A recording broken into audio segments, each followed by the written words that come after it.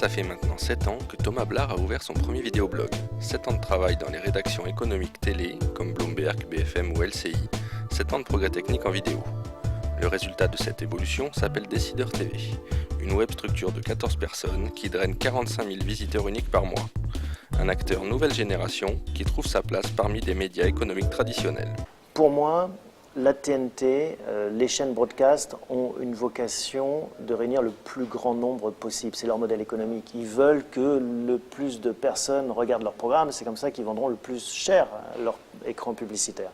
Ça veut dire qu'en termes de contenu, vous êtes assez limité dans ce que vous pouvez raconter. Vous pensez toujours, je prends un exemple très concret, moi je m'occupe de la bourse, est-ce que ma grand-mère va comprendre les termes que j'emploie? Je ne peux pas parler d'EBITDA parce que ma grand-mère ne comprendra pas. Donc je suis contraint et je ne peux pas aller très loin en termes de profondeur de contenu. Sur le web, c'est tout le contraire. Vous avez autant d'audience que vous le souhaitez et vous pouvez créer un contenu très spécifique qui va s'intéresser à ceux qui comprennent le terme EBITDA, par exemple les investisseurs professionnels, par exemple tous les gens un peu initiés. Et vous pouvez faire donc une émission beaucoup plus spécifique, beaucoup plus pointue. Et ça change tout en termes journalistiques. Encore une fois, on n'est pas dans le quantitatif. C'est pour ça qu'on n'a pas de publicité sur Décideur TV, parce qu'on ne vend pas du CPM. On n'est pas du tout dans cette logique. On n'est pas à dire on va faire des millions de pages vues. Si je voulais faire des millions de pages vues, je mettrais des jeunes filles en t-shirt mouillé et j'aurais beaucoup d'audience. Ce n'est pas mon but. Mon but, c'est de faire une émission qui va intéresser les directeurs financiers et qui va toucher les 5000 plus grands directeurs financiers de ce pays.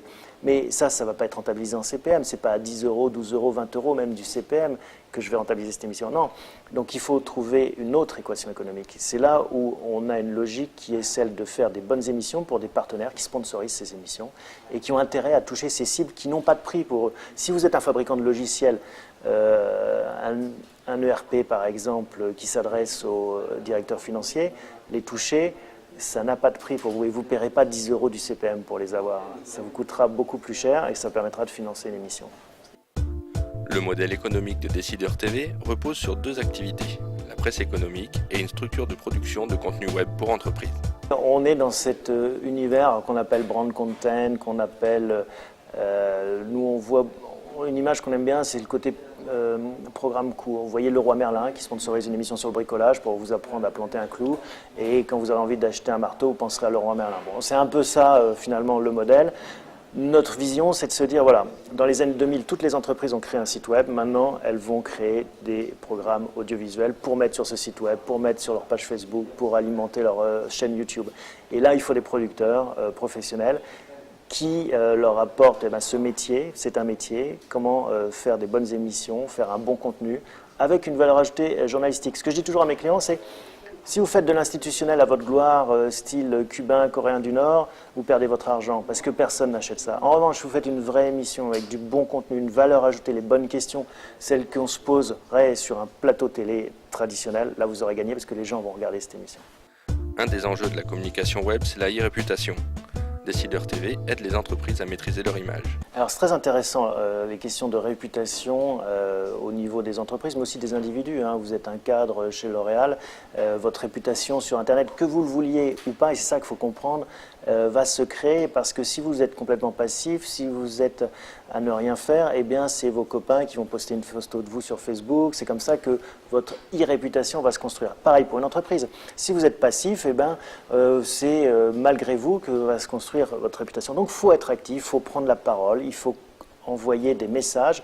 Vous avez une responsabilité comme un média de prendre la parole et de créer du contenu qui va occuper le terrain d'une certaine façon. Il ne faut pas attendre qu'il y ait un coup dur. Souvent, les entreprises arrivent à la réputation parce qu'elles ont un gros problème de réputation générale et que ça s'enflamme sur Internet. Et puis elles se disent « Ah là, on googlise mon nom, on n'a que des choses négatives sur moi ». Et c'est normal, elles n'ont rien voulu produire avant. Et donc nous, on intervient là pour pas faire, encore une fois, de la propagande au service des entreprises, mais montrer quelle est l'activité normale, le métier, la valeur ajoutée, le contenu de cette entreprise au quotidien, et pas se laisser déborder que par les problèmes annexes, périphériques, ou qui viennent de personnes mal intentionnées. Donc, c'est très important quand on est chef d'entreprise, je pense, de se dire, voilà, Internet, c'est un grand territoire, c'est comme le Far West, il faut planter ses barrières, marquer son empreinte sur ce territoire, sinon d'autres le feront à votre place et ça sera plus compliqué après d'exister. Thomas Blard envisage 2012 comme une nouvelle étape dans l'ascension de Décideur TV, avec de nouveaux locaux, une production renforcée et un intérêt toujours plus vif pour l'économie.